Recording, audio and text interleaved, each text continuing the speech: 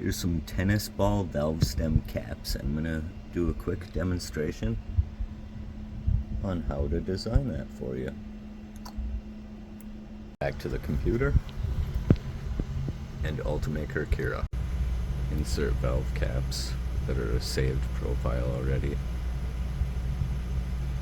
Multiply times 5.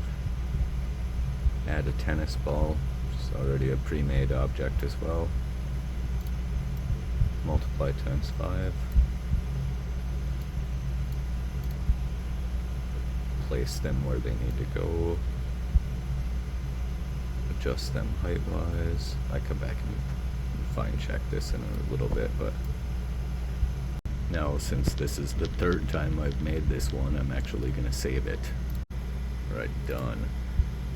Now this will be a total of 5 tennis ball valve stem caps, and that's how you make a really simple design. Verify all of my settings. Okay, satisfied with the speed. Oh wait, I want to enable Z-hop so I don't kill that. And we're going to slice that.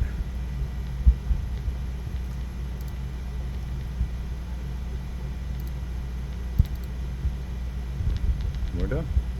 We're starting the tennis ball globe.